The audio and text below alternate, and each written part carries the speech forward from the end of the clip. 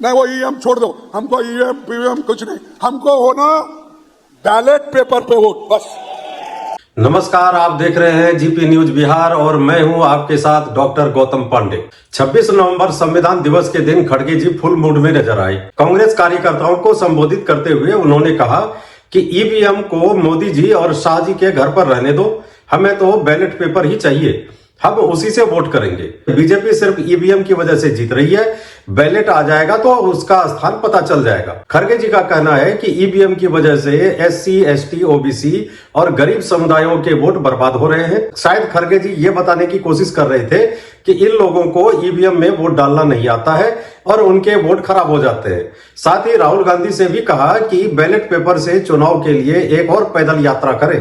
मतलब अगर कोई राज्य में कांग्रेस और कुछ अन्य विपक्षी दल चुनाव हार जाती है तो चुनाव में भ्रष्टाचार होता है, ईवीएम की टेम्परिंग की हुई होती है, परंतु चुनाव अगर जीत गए तो फिर ईवीएम बहुत अच्छा होता है। महाराष्ट्र के लिए हार का ठीकरा ईवीएम पर फोड़ दिया, पर झारखंड की जीत पर चुप्पी साध लिए। यही हालत हरियाणा चुनाव में भी हुई थी। आपको याद होगा कि ऐसा ही कुछ उस समय भी कहा गया था जब यूपीआई इंट्रोड्यूस किया गया था। यही लोग कहते थे कि गरीबों के पास इंटरनेट चलाने के पैसे नहीं है, देश में इंटरनेट सर्विस अच्छी नहीं है, गरीब कहां से यूपीआई इस्तेमाल करेंगे।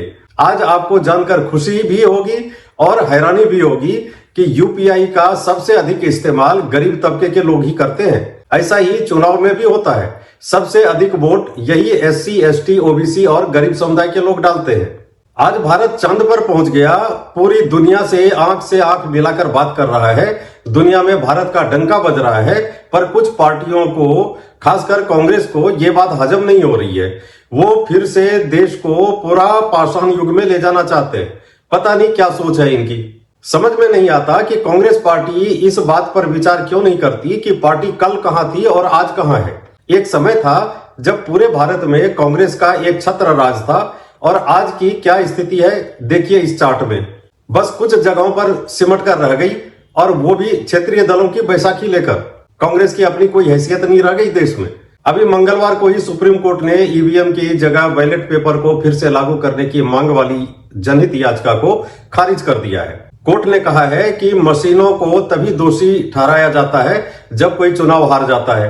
अगर आप चुनाव जीतते हैं तो ईवीएम से छेड़छाड़ नहीं की जाती, जब आप चुनाव हारते हैं तो ईवीएम से छेड़छाड़ की जाती है।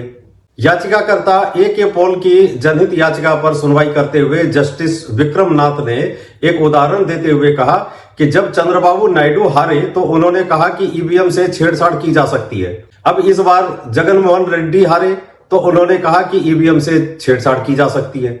जब कोर्ट ने याचिकाकर्ता से पूछा कि वे क्यों नहीं चाहते कि भारत बाकी दुनिया से अलग दृष्टिकोण अपनाए, तो पॉल ने जवाब दिया था कि ऐसा चुनाव में भ्रष्टाचार के कारण है।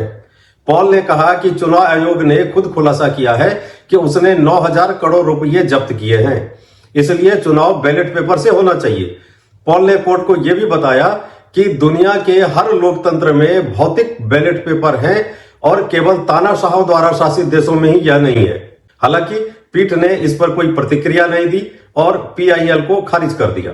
अब ये कौन सा तर्क हुआ समझ में नहीं आया। क्या बैलेट पेपर से चुनाव होने पर भ्रष्टाचार नहीं होता था या फिर अब नहीं होगा इसकी गारंटी कौन लेगा। पैसे तो तब भी पकड़े जाते थे, खुलेआम बांटे भी जाते थे, तभी तो बैलेट बॉक्स से जिन्न भी निकलता था। आपको याद होगा कि एक बहुत बड़े नेता ने कहा था कि बिहार में बैलेट बॉक्स से वोट का जिन्न निकलता है जो हमें चुनाव जिता देता है। क्या खड़गे जी फिर से जिन्न वाले युग में जाना चाहते हैं।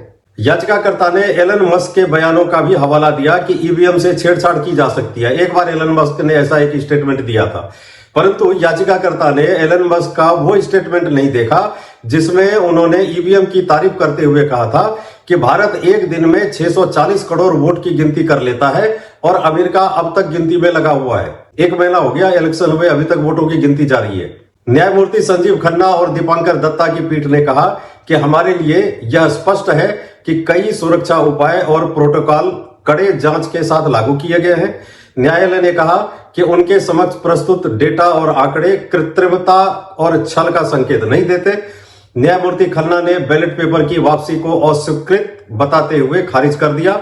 उन्होंने कहा कि ईवीएम महत्वपूर्ण लाभ प्रदान करते हैं ईवीएम ने मतदान की दर को प्रति मिनट 4 वोट तक सीमित करके बूथ कैप्चरिंग को प्रभावी रूप से समाप्त कर दिया है, जिससे आवश्यक समय कम हो गया है और इस प्रकार की फर्जी वोटों की प्रविष्टि पर भी रोक लगी है। ईवीएम ने अवैध वोटों को समाप्त कर दिया है और कागज के उपयोग को भी कम कर दिया है। मतगणना प्रक्रिया को तेज किया है और त्रुटियों को भी कम किया है। शायद खड़गे जी ये जजमेंट नहीं देखे और पढ़े होंगे, उन्हें देखना चाहिए और इन सब बातों को छोड़कर कुछ रचनात्मक बातें करनी चाहिए, जिससे कि देश और आम लोगों के साथ साथ उनकी पार्टी का भी भला हो। आपको यह विश्लेषण कैसा लगा हमें कमेंट बॉक्स में अवश्य बताइएगा। प्लीज इस वीडियो को लाइक और शेयर करें। अगर आपने अभी तक इस चैनल को सब्सक्राइब नहीं किया है तो अभी कर लें और नोटिफिकेशन अवश्य ऑन कर लें ताकि वीडियो पब्लिश होते ही आप तक पहुंच जाए। धन्यवाद। Elections results, because G. Parmeshwar, your minister in Karnataka, is saying that there is a doubt on the EVM that they have lost due to EVM. See, I have a different view about the EVM. I mean, if my senior party colleagues have a different view, it's for them to articulate it. I have been participating in elections which have been using EVM since 2004.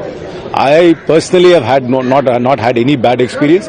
Neither do I have any evidence to suggest that there is any kind of manipulation or tampering.